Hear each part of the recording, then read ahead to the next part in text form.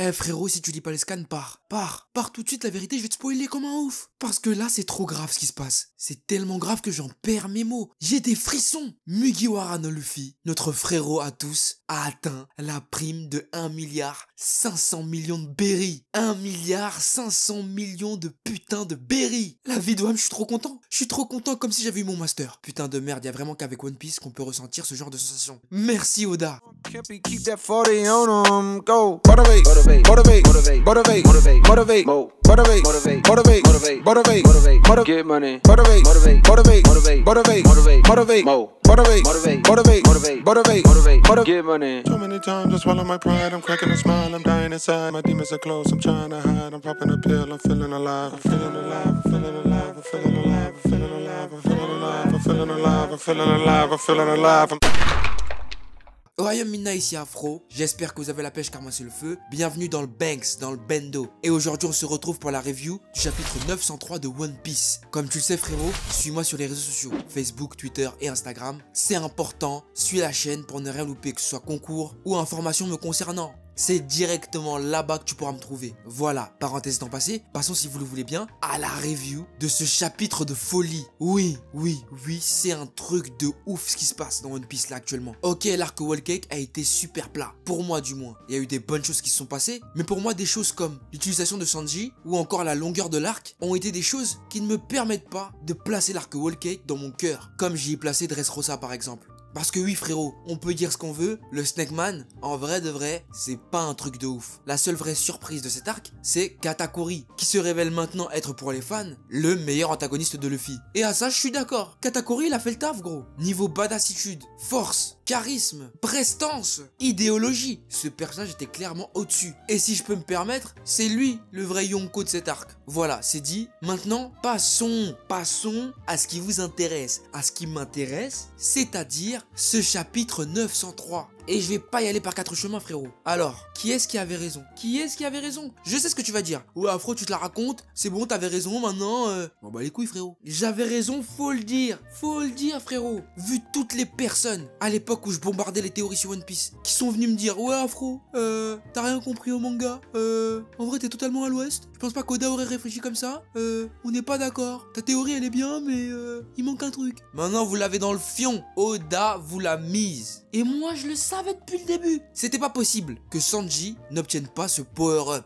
Et c'était quoi l'argument de certains? Oui, mais Sanji, tu vois, s'il se met à porter un costume comme ses frères, ça va changer le personnage. Non frérot, parce qu'il faut considérer le costume comme une arme, et non comme une transformation. Zoro, il se bat bien avec des sabres, ce sont des armes. Pourtant, personne ne lui dit rien. Donc pourquoi Sanji, lui aussi, il aurait pas droit d'avoir son arme à lui? Bah oui frérot, Sanji va avoir un nouveau costume, et rien ne nous dit qu'il sera exactement comme le Jarma. Parce qu'on sait comment il est. Sanji, c'est un français bourgeois. Il est toujours classe sur lui, même quand il est en tenue décontractée. Donc ça m'étonnerait même pas que son costume à lui, ce soit quelque chose qui lui ressemble, vraiment. Et tu vois ce costume, il veut absolument tout dire. Ce costume peut être perçu de deux manières. Premièrement, Sanji est un Vinsmoke. C'est des fils de pute, mais ils restent des Vinsmoke. Et Jaji, dans le fond, s'il n'a jamais tué Sanji, ce n'est pas que parce qu'il le considérait comme une arme, c'est aussi parce qu'il aime son fils. C'est la chair de sa chair, le sang de son sang. Même s'il est clair qu'il s'en est débarrassé et qu'on peut dire que c'est le plus gros des connards parce qu'il s'est débarrassé de son fils, il ne l'a jamais tué. Même quand il était en prison, il était bien traité. Au fond de lui, Jaji a toujours espéré que tôt ou tard, Sanji réveille son exosquelette de Vinsmoke et qu'il puisse utiliser ses capacités. Et étant donné que cela est une théorie que j'avais, à l'ancienne, Jaji a créé ses fils en essayant de leur donner pour pouvoir. Ceux des Amiraux, des Logia donc, eh bien pour moi, Sanji aurait un pouvoir qui le rapprocherait de celui de Kizaru par exemple. Car étant donné que les couleurs sont très importantes dans One Piece, on peut toujours voir, même dans les openings, que Sanji se bat toujours avec Kizaru. Bon, bien sûr, là c'est maigre en information. Je pourrais le détailler plus dans une théorie. Si ça t'intéresse, lâche un maximum de pouces bleus. Et je ferai en sorte de sortir cette vidéo très vite. Et tu sais, l'autre point qui est super rigolo avec tout ça, c'est que cette situation est paradoxale. Car ceux qui sont les instigateurs de cet arc, le Germa, ont sauvé Luffy, oui, car Niji a sauvé Luffy, et ont donné une chance à Sanji de ne pas se faire tuer à Wano grâce à ce nouveau costume. Car on le sait tous, frérot, Sanji aura son vrai combat à Wano, peut-être bien contre l'une des calamités. Si Oda ne l'a pas fait combattre durant Whole Cake, c'est qu'il réserve de beaux plans pour lui, et il nous l'a fait comprendre dans ce chapitre. Car je sais frérot, t'as été frustré toi aussi. Moi aussi je l'ai été. Dans le cake il a rien fait. À part esquiver le coup de Katakuri, enflammer ses deux jambes et faire un gâteau. Ce bâtard de Sanji il a rien fait. Mais, je te parie ce que tu veux, Wano il va nous faire des dingueries. Tu connais des dingueries toi? Et moi c'est tout ce que je voulais savoir. En vrai de vrai maintenant, par rapport à Sanji, je suis rassuré. Je sais que c'est pas une merde et je sais que son prochain combat va être épique. Surtout que maintenant il a rattrapé la prime de Zoro. Ce qui fait qu'actuellement dans le monde, les fans de Sanji doivent bander comme un âne. Mais ne vous arrêtez pas à ça, car je vous parie que dans 10 chapitres, on va voir que Zoro, sa prime, a elle aussi augmenté. Parce qu'il a dû faire une dinguerie aussi à Wano. Voilà, en plus le rapport à la technologie durant ce chapitre était hyper marrant. Quand tu vois Luffy qui pleure parce que lui, il aimerait bien avoir un costume mais il n'en aura jamais, et ben moi j'ai kiffé de ouf. Même Nami qui essaye de relativiser les choses avec Sanji en lui disant que l'avancée technologique est très importante et qu'il ne faut absolument pas la sous-estimer, ça c'est du bon aussi. Car si on veut aller encore plus loin, c'est peut-être pour défendre Nami qu'il sera obligé à Wano d'utiliser ce costume. Ah oui,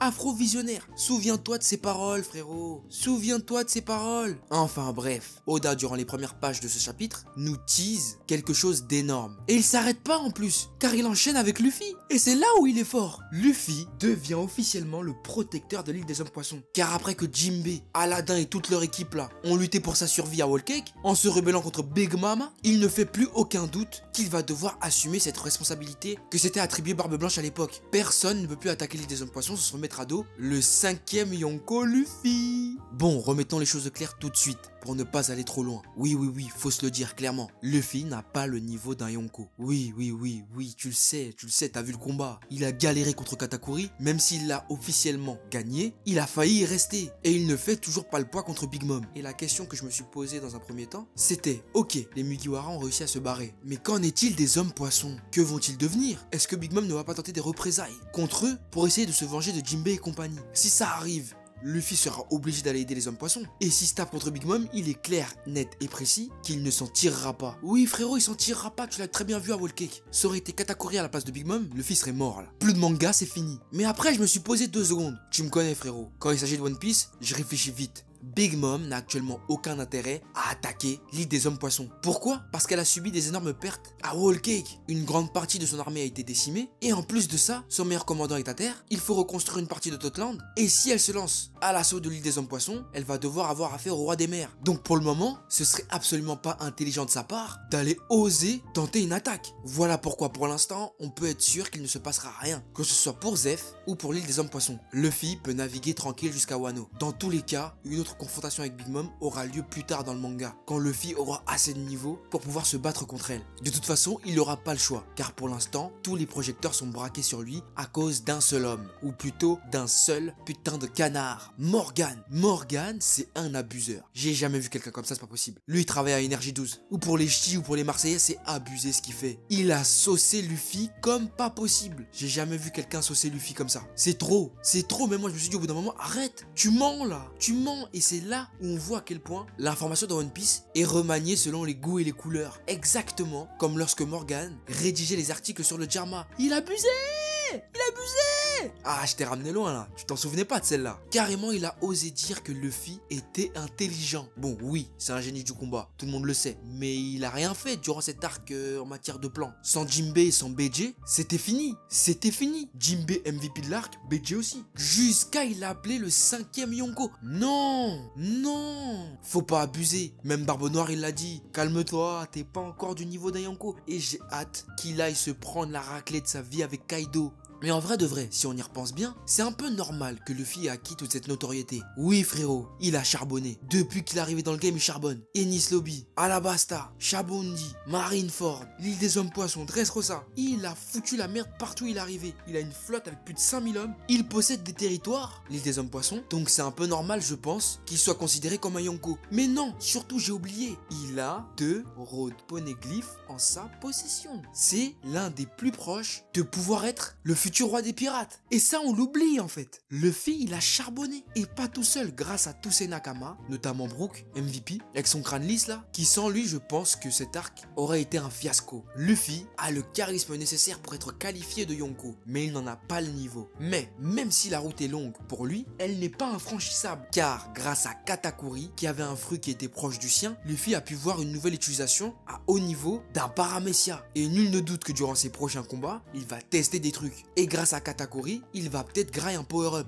et améliorer ses capacités. Est-ce que ce sera assez pour vaincre Kaido? Je ne pense pas. Va falloir qu'il se surpasse. Mais c'est bien parti. Et avec sa prime d'1,5 milliard de berry, là je peux vous dire que on va en entendre parler sur toutes les mers du fils de dragon. Jusqu'à même Shanks. Même Shanks, il a dit c'est bon poto, on peut se rencontrer. T'es devenu chaud. T'as échappé à un Yonko, y a pas de souci, maintenant on peut se voir. Et j'ai hâte de voir cette rencontre, car Shanks est la clé de la suite de One Piece. C'est celui qui connaissait le mieux Roger et celui qui pourra nous donner les clés pour pouvoir mieux comprendre le manga. Et j'ai une théorie sur sa future mort. Là aussi, encore une fois, si ça t'intéresse, laisse un like en dessous de la vidéo, frérot, c'est important. Je vais pas te balancer toutes mes théories là dans une vidéo, ce serait trop simple. Je maîtrise mon sujet, et tu le sais, frérot. Enfin bref, durant ce chapitre, on a aussi vu l'héritier de Garp. Kobe, tout comme Garp, il peut renvoyer des missiles à une main. Franchement, ça fait zizir. Je me souviens de l'époque où c'était encore qu'un caca là, qui pleurait tout le temps. Bon, même si dans le chapitre il a encore pleuré, mais c'est un thug maintenant. C'est un capitaine de la marine. C'est beau, putain, c'est beau, c'est beau. Et de voir encore une fois l'admiration qu'il a envers Luffy, or que c'est son ennemi. Non, bravo, bravo. C'était très très fort. Enfin bref, ce chapitre il était très puissant. On a vu les 4 empereurs, même Barbe Noire. Barbe Noire qui, je pense à mon avis, est l'antithèse même du dit. Il ne suit pas le chemin logique pour pouvoir accéder au One Piece. Et dans une de mes théories, Barbe Noire atteindra Raftel sans Road Poneglyph. Là aussi, encore une fois, je peux pas te la dire là.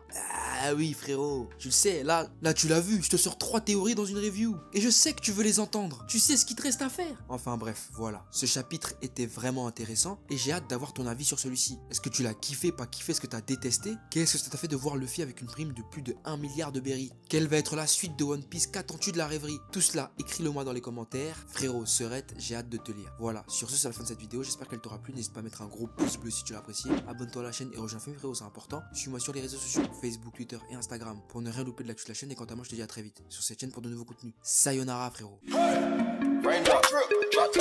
Smoking, no cooking, the hot pot. Fucking on your bitch, yeah, that. Cooking up dope in the crock pot. We came from nothing to something, nigga. I don't try nobody, grip the trigger. Call up the gang and they come and get gang. Call me a river, give you a tissue. Bad and bullshit, bad. Cooking up dope with a Uzi. My niggas are savage, ruthless. We got better than 100 rounds too. My bitch is bad and bullshit, bad. Cooking up dope with a Uzi. My niggas are savage, ruthless.